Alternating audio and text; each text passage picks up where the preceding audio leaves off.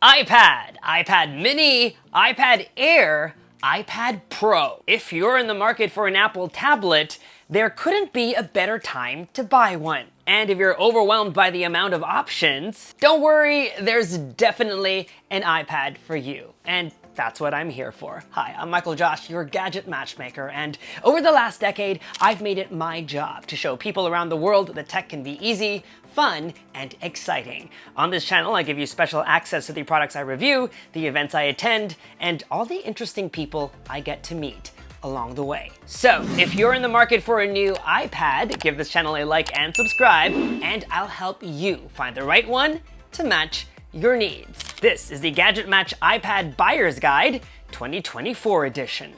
If you're watching this and are feeling a little bit of deja vu, haven't I watched this before? You're right. I actually published a video a few months ago, but then we just got a new iPad. And without a doubt, the current iPad lineup is Apple's most extensive yet. In fact, at an Apple event earlier this year, CEO Tim Cook called it the biggest day for iPad since its introduction. And that was way before they announced the iPad mini a few weeks ago. And he's right. It's not very often that we have an almost complete lineup of new iPads. All but the entry-level iPad got an update this year. The iPad Pro 11 and 13 and the iPad Air were updated in May. And then we got the iPad mini this October. So now you've got 6 different iPads to choose from. So let's not waste any time and dive in to find the best option for you.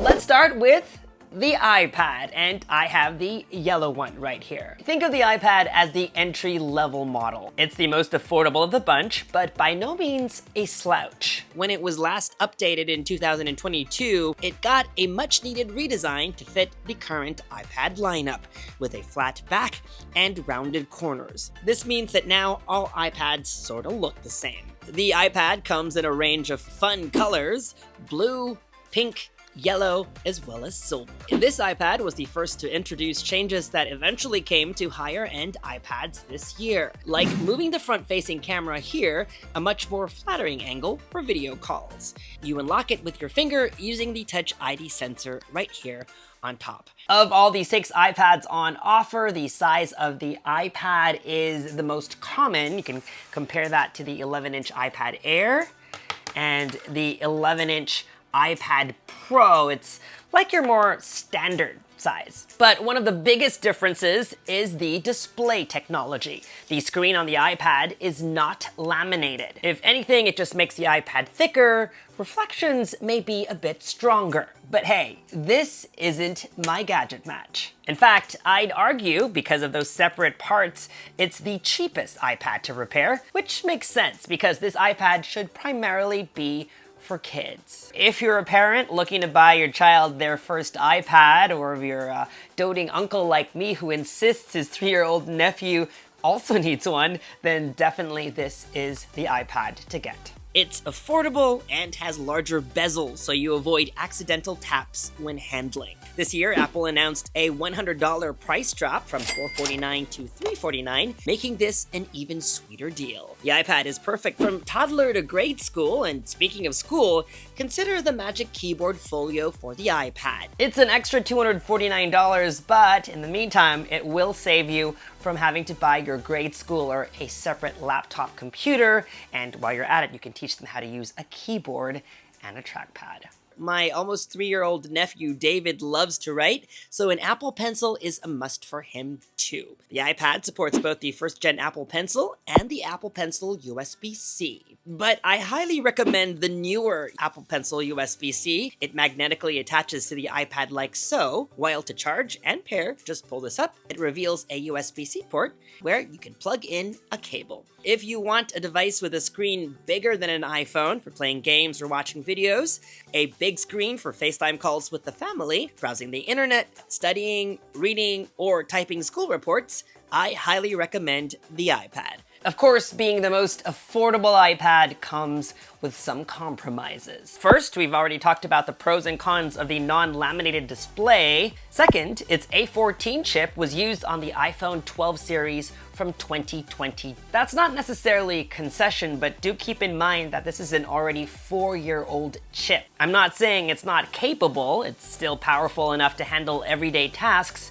but when you start to do more, whether that be gaming, editing your videos, then you may need to move up. Third, the $349 price tag is for the base 64GB Wi-Fi model. For me, in 2024, 128 gigabytes would be so much better, but unfortunately, there is no 128GB model, meaning if you want more storage, then you'll have to fork out $150 for the 256GB model. Before we move on to the next iPad, let's talk about this video's sponsor, the Paperlike. I love taking notes on the iPad. It allows me to process what I've just listened to, as well as organize my thoughts. If you're like me and find that the Apple Pencil is incredibly useful, I highly recommend the Paperlike. It's a screen protector for your iPad that makes it feel like you're writing on paper. How does it work? Microbead technology called nanodots are engineered to add resistance onto this super thin plastic film, giving you the sensation of real paper with minimal refraction, all while reducing glare and without sacrificing screen clarity. So if you want to replicate that analog pen and paper feel with the Apple Pencil and the iPad at just $44.99 for a 2-pack,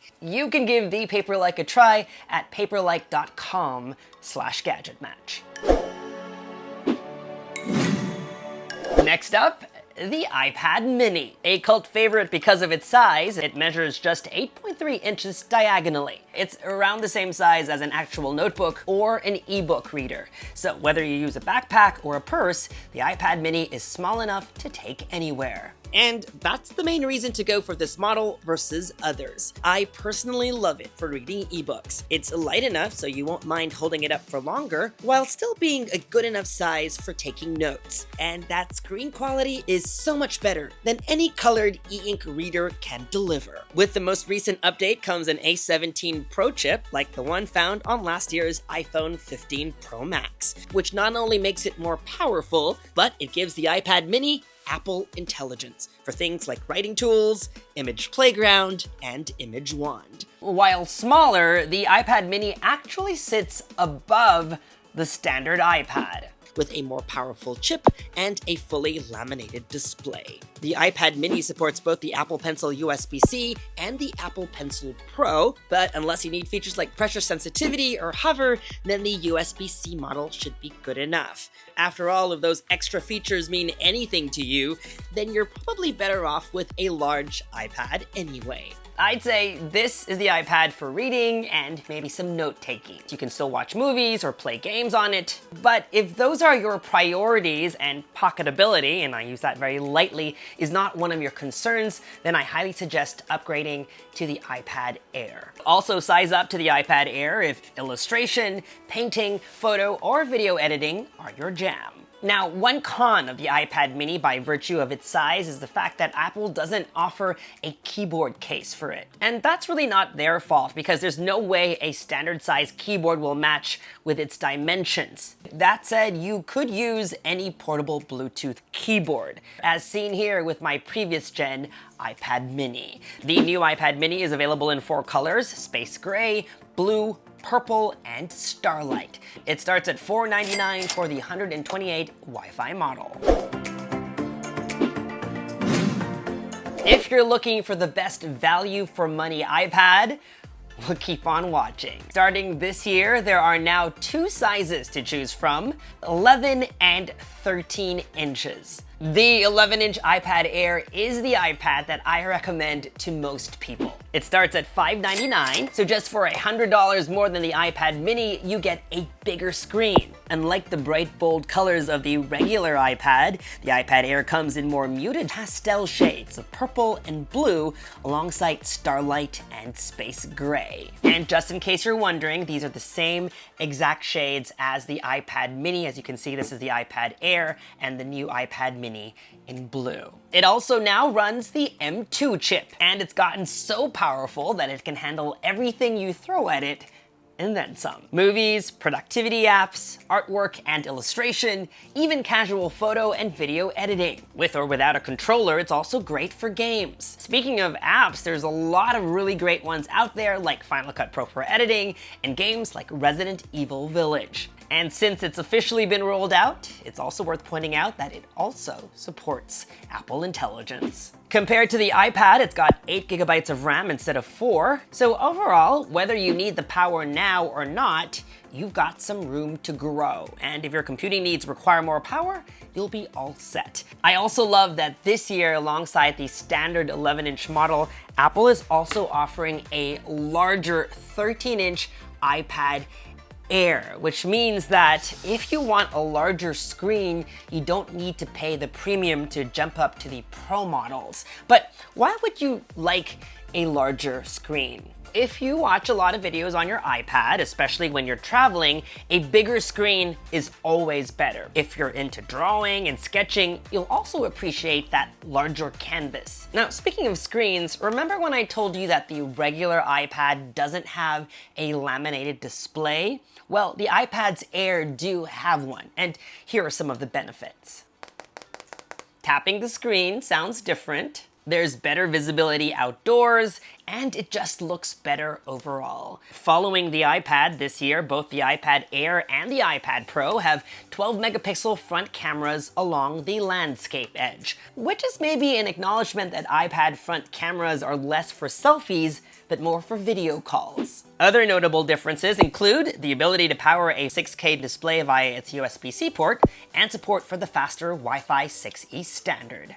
Compared to the iPad Pro, the iPad mini and the iPad Air do not have Face ID. Instead, to unlock the device, you use your fingerprint via the Touch ID sensor built into the power button. Both 11 and 13-inch iPad Airs have their own Magic Keyboard. It looks like this. It doesn't come apart like the one the iPad uses, and it doesn't have a function row, but it's backlit and mimics the feel of a laptop computer. I love how it elevates the iPad and how there's a pass-through port for charging. That said, the iPad Pros get a sleeker new one made of aluminum with larger glass trackpads. The Magic Keyboard for the iPad Air starts at $299, so it's only worth it if you do a lot of writing and plan on leaving your MacBook home when you travel. Now let's talk about my favorite accessory, the Apple Pencil. Apart from the Apple Pencil USB-C, which I have been recommending thus far, the new iPad Air, like the new iPad mini, also supports the new Apple Pencil Pro, which brings even more functionality for pen users, like haptic feedback, the ability to pinch to bring up toolbars, and a new barrel roll feature. If you just care about note-taking, I think the Apple Pencil USB-C is good enough. But if you want to dabble more into art, then the Apple Pencil Pro is worth every penny. It's also worth pointing out that if you're upgrading from a previous generation iPad mini or iPad Air, then the second generation Apple Pencil is no longer compatible. So, iPad Air or iPad Pro? Hang in there, we're talking about the iPad Pro next. Of all 6 iPads on offer today, believe it or not, the 13-inch iPad Pro is the thinnest. Yep, it's even thinner than the 13-inch iPad Air. It's also lighter, which is welcome news because I do find the 12.9-inch iPad Pro to be heavy. Of course, if you want pro features and portability, then you can always go with the iPad that I've been using the most this year, the 11-inch iPad Pro. Not as thin as the 13-inch model, but still incredibly thin and light. Apart from the display size, specs-wise, both models are nearly identical, both deserving of that Pro moniker. For the first time ever, we're getting OLED displays on iPads. This best-in-class Ultra Retina XDR display is stunning and super bright at 1000 nits of peak brightness. This is achieved by stacking 2 panels on top of each other. Apple is calling it Tandem OLED. With ProMotion technology, you also get adaptive refresh rates from 10 to 120 Hz, and that also gives you super low latency when using the Apple Pencil. And making all of this power possible, packed into such a thin chassis, is the new M4 chip. The M chips are what powers Apple computers too, and during the time of its release, the iPad Pro was the first Apple device to run this new chip. Just this week, Apple announced a new lineup of Macs powered by M4. But don't forget, this year, the iPad Pros came first. Apple promises up to 4 times faster performance on pro rendering apps. Regular users are probably not going to venture into the realm of what the iPad Pros can do. That's how powerful they are. Lastly, for 1 and 2 terabyte iPad Pro models, Apple is offering a nano-textured glass display as an optional $100 add-on, which I love. And over the last few months of jumping between a glossy 13-inch model and a matte 11-inch model, the matte version is the one that I really gravitate towards. Even if it makes the display less reflective, it still maintains the rich colors produced by its OLED panel. Choosing between the two will boil down to personal preference. Just remember that because of that 1 terabyte requirement, matte models start at $16.99 versus standard glossy models, which start at $9.99. Now, as I alluded to earlier, the iPad Pro is probably overkill for most users. So I recommend the jump from Air to Pro for that top-of-the-line display if your work demands more power, and if you want and can afford the best iPad on offer. The iPad Pro has enabled so many possibilities for pro users. Apps like Procreate and Logic Pro allow professionals in these creative fields to do things previously not possible. The iPad Pro can handle tasks like 3D rendering and color grading. Another reason for that Pro name is its Pro camera system. It's got a 12 megapixel wide-angle camera that, with the Final Cut Pro camera app, you'll be able to record 4K ProRes video. This year, Apple took away the ultra-wide-angle lens, which was intended for document scanning. Instead, they gave the iPad Pro a new True Tone flash that, combined with AI, produces better-looking document scans.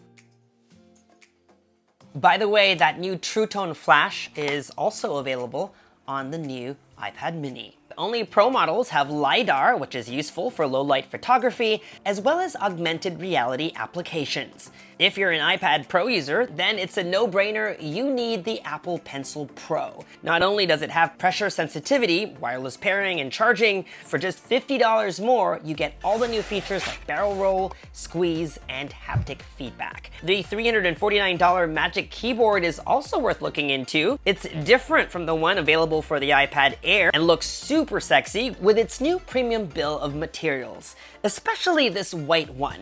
The silver aluminum finish really shines through. Just make sure you do the math if you're thinking of replacing your laptop with something like this, because it does add up. The new Magic Keyboard comes in 2 colors to match the 2 iPad Pro colors, Space Black and Silver.